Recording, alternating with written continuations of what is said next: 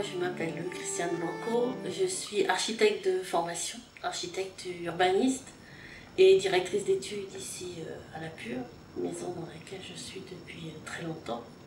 Et donc l'atelier parisien d'urbanisme, c'est un organisme assez spécifique, c'est une agence d'urbanisme, c'est-à-dire que c'est un organisme public qui est financé par des fonds publics avec des partenaires qui sont à la fois des partenaires, la ville de Paris en premier lieu, mais aussi l'État, la RATP par exemple qui gère les transports, la chambre de commerce, donc toutes sortes de gens, ce qui fait qu'on travaille pour tout le monde.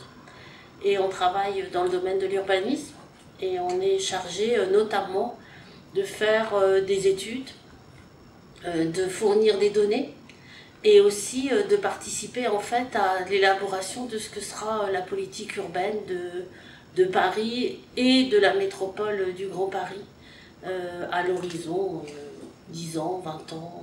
Voilà. Donc c'est à la fois des données très précises sur ce que l'on fait aujourd'hui, c'est aussi donc faire de la prospective et donc imaginer l'avenir à partir des études et des analyses que l'on peut faire, et c'est aussi surtout développer un travail de partenariat avec tout le monde.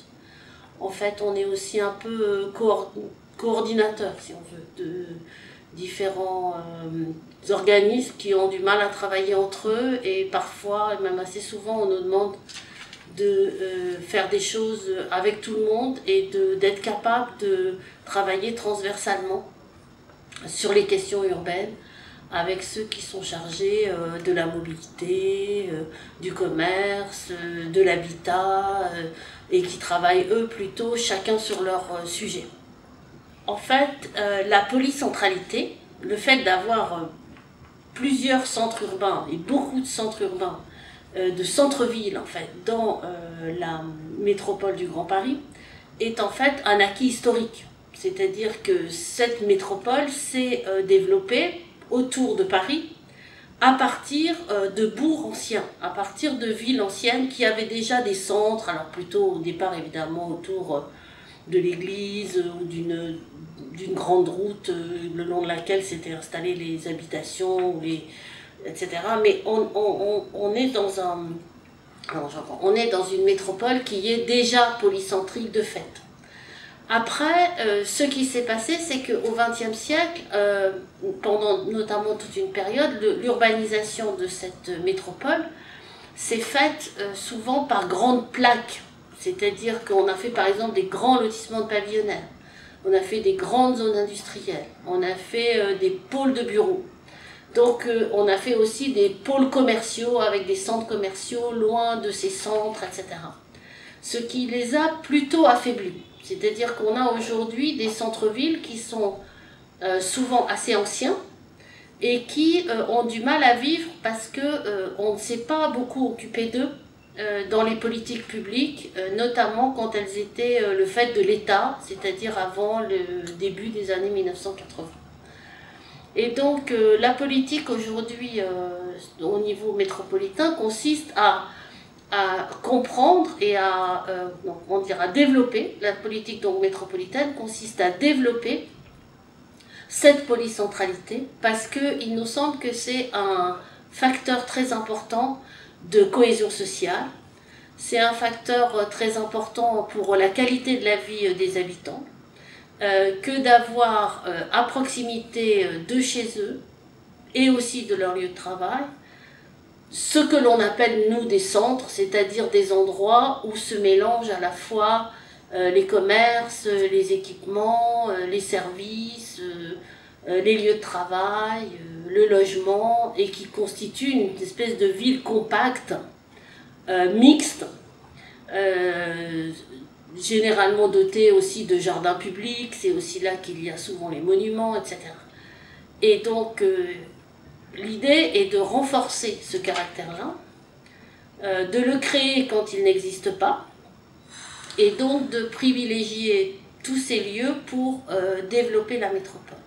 Et ceci en lien avec notamment le réseau de transport, puisque les métropolitains, par définition, généralement, n'habitent pas là où ils travaillent. Ils se déplacent beaucoup. Donc, la gare du réseau du RER, la station de métro, demain les futures gares du Grand Paris Express, sont des lieux de passage obligé. Et donc c'est très important qu'à ces endroits-là, on puisse avoir cette intensité urbaine et cette qualité urbaine qui fait que les parcours des gens ne sont pas seulement contraints, mais ils sont aussi une façon de vivre la métropole et d'être vraiment métropolitain. Alors après, si on veut donner quelques exemples, il y a beaucoup d'exemples parce que déjà depuis une vingtaine d'années, beaucoup de villes ont travaillé sur leur centre-ville, ont travaillé sur des secteurs particuliers pour les requalifier, pour par exemple dans des villes très pavillonnaires amener des centres-villes plus denses avec de l'habitat collectif, avec des services, avec une grande place, avec un jardin, etc. Donc il y a eu beaucoup de travaux qui ont été faits de requalification des centres-villes. Et puis, il y a aussi des opérations d'aménagement. Les opérations d'aménagement, depuis une vingtaine d'années, sont aussi l'occasion de faire de la ville mixte, dense, généralement organisée autour de grands espaces publics et de jardins. Et donc, voilà, c'est quelque chose qui devient maintenant une manière de faire assez générale. La on peut évaluer la qualité de cette polycentralité, c'est-à-dire on peut évaluer la qualité des centres et on peut aussi évaluer en fait la qualité du réseau des transports qui va avec, parce que l'un n'est pas indépendamment de l'autre, puisqu'on a mis les gares évidemment généralement non pas à côté des centres-villes, mais tout de même avec au moins un arrêt par ville sur les villes qui sont desservies par le RER notamment. Donc oui, l'ambition en tout cas du nouveau réseau du Grand Paris Express est de réduire les temps d'accès au pôle d'emploi. Ça, c'est absolument certain. Mais il y a une idée assez différente qui complète celle-là, qui est l'idée que aujourd'hui, il faut qu'on arrive à réduire les temps de trajet contraints, c'est-à-dire les temps de trajet que les gens sont obligés de faire pour aller travailler. Donc ça veut dire aussi, on est dans une société où de plus en plus on dissocie l'emploi du lieu de l'entreprise. C'est-à-dire qu'on a des espaces de coworking, on a des tiers-lieux, ce qu'on appelle des tiers-lieux, c'est-à-dire des lieux qui peuvent accueillir plusieurs activités. On essaye d'amener de toute façon, dans tous les cas, des locaux de travail dans les villes qui sont essentiellement résidentielles, pour qu'on ait aussi cette mixité d'usage, qu'on n'ait pas des villes vides toute la journée et puis simplement le soir les gens reviennent. Parce que ces villes-là ne peuvent pas avoir des commerces qui fonctionnent correctement, ont du mal avec les services à leur population, parce qu'en réalité la population n'est pas là la plupart du temps dans la journée. Et donc amener des lieux de travail dans les quartiers résidentiels, c'est une façon aussi de faire vivre un centre-ville, de faire vivre les commerces, de faire vivre les services. Et c'est aussi un nouveau changement de mentalité qui est en train de s'opérer, qui est que par exemple, aujourd'hui on ne peut plus penser les équipements publics ou les services seulement à la population résidente. C'est-à-dire que dans une ville, un maire doit se poser la question d'ouvrir par exemple sa bibliothèque ou sa médiathèque, pas seulement aux habitants, mais aussi à ceux qui viennent travailler dans cette ville. Et à l'inverse, les gens qui habitent là, il faut qu'ils puissent avoir accès à des équipements publics qui vont être près de leur lieu de travail, par exemple, de façon à ce que leur vie soit plus simple et qu'ils puissent trouver des choses qui leur sont nécessaires à proximité de là où ils sont. Donc toute la question métropolitaine, elle est en fait sur comment est-ce qu'on fait pour que tout le monde ait ce dont il a besoin en termes de services, de commerce, d'équipement, à proximité, mais pas forcément à proximité de son appartement. Ça peut être à proximité d'une façon plus globale, ce qui lui permet de gérer son temps, puisque le temps des métropolitains, on le sait bien, est un temps qui inclut beaucoup de parcours, de déplacements, etc. Et donc c'est plutôt un jalonnement un peu général, donc ce qui veut dire en fait remonter tous les centres-villes de façon à avoir à la fois cette mixité et à la fois ces services. Moi, je ne suis pas économiste, donc je déterminer le potentiel économique des choses, c'est difficile.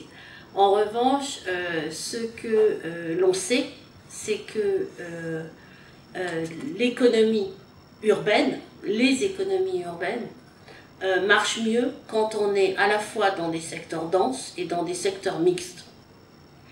Donc nous, en termes d'urbanisme, c'est là-dessus qu'on appuie. Évidemment, c'est la grande leçon de Paris lui-même. Hein. Paris est une ville mixte, Paris intramuros c'est une ville mixte, avec une densité très grande, à la fois de gens qui habitent, de gens qui travaillent, de touristes, de toutes sortes. Et les quartiers qui marchent le mieux, et qui sont même plébiscités par les habitants, sont paradoxalement les quartiers les plus denses. Parce que effectivement, il y a là une proximité énorme des choses. Voilà. Alors après, le chemin est plus ou moins long et plus ou moins important. Donc après, forcément, il y a des priorités.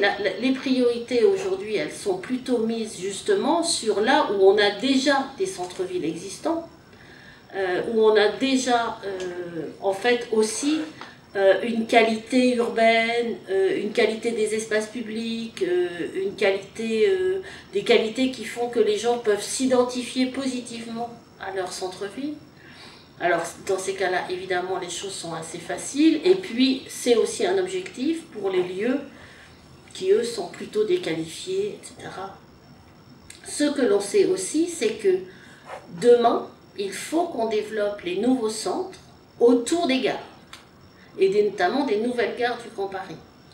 Parce que, pour les raisons que je vous ai dit tout à l'heure, parce que c'est à la fois des passages obligés, et à la fois parce que c'est aussi un encouragement et une façon responsable, du point de vue de l'environnement, de vivre. C'est-à-dire qu'on veut que les gens prennent les transports en commun, utilisent les transports en commun beaucoup plus que la voiture individuelle. Donc pour ça, il vaut mieux être près des gares, et il faut aussi que les gares offrent des services du type vélo en libre service, du type garage pour les vélos, qu'on ait autour des espaces publics où on puisse marcher correctement sur des trottoirs agréables avec des arbres, etc. Toutes choses qui paraissent assez évidentes mais qui n'existent pas forcément aujourd'hui autour des gares.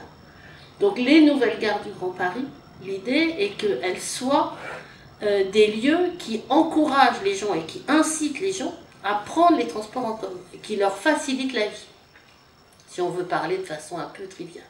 D'où cette idée, est-ce qu'on met des commerces dans les gares ou pas, par exemple, et puis quel type de service on met en relation avec la gare, par exemple. On refait les terminaux de bus au pied des gares pour que les gens aient un accès directement à leur bus depuis la gare, sans être obligés de marcher, sans que ça soit compliqué, etc. Enfin, toutes sortes de choses comme ça. Et évidemment, on a intérêt à développer à la fois le logement et les lieux de travail autour des gares. Alors, ça ne sera pas le cas pour toutes les gares, mais c'est en tout cas une volonté de le faire chaque fois que c'est possible.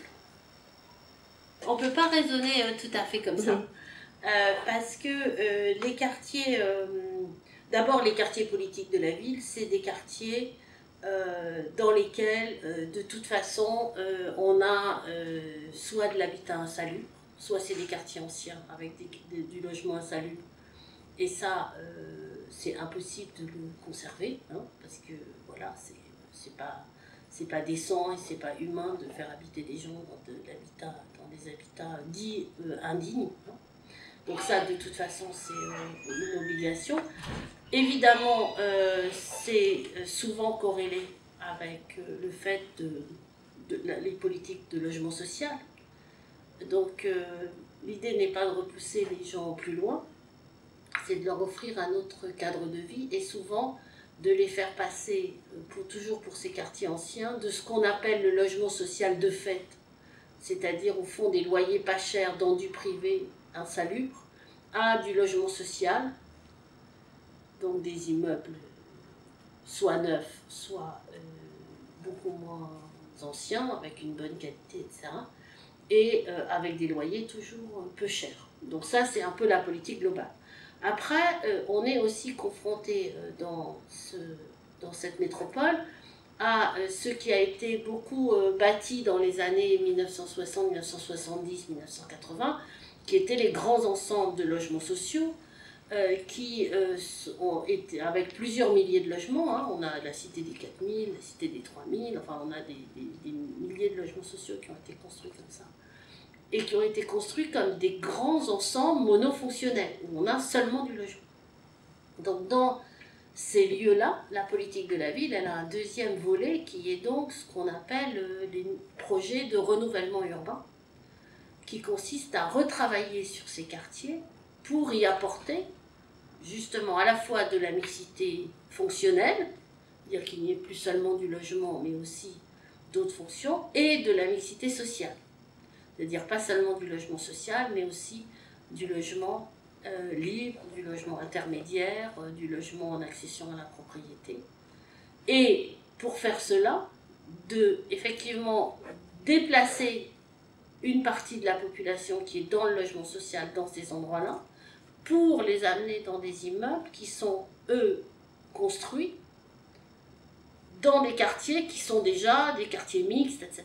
Donc on est dans la même logique de politique urbaine qui consiste à essayer de passer de grandes plaques à la fois monofonctionnelles et socialement homogènes à une ville qui soit plus mélangée, à la fois socialement et à la fois fonctionnellement. Donc c'est un peu la politique de la ville, c'est ça. Donc c'est tous ces ensembles qui ont été repérés, soit pour des raisons d'insalubrité, soit pour des raisons de trop grande mixité sociale, et notamment avec trop de logements sociaux, trop de populations pauvres ensemble, pour arriver à rendre la ville plus mixte, quoi. Déjà, le fait de démolir ou pas, c'est un grand débat. Hein. Donc le gouvernement, lui, a décidé il y a maintenant 10-15 ans que la politique de renouvellement urbain était basée sur la démolition. Mais il y a beaucoup de projets qui se font où on ne démolit pas. Le fait de démolir ou pas est une question, alors je vais forcément être très caricaturale, mais c'est une question d'appréciation, en fait, de la capacité du bâti existant à être rénové ou pas. C'est-à-dire, par exemple, moi j'ai vu à Paris des bâtiments qu'on a décidé de démolir alors qu'on avait décidé au départ de les garder, parce qu'ils avaient 3 minutes de tenue au feu.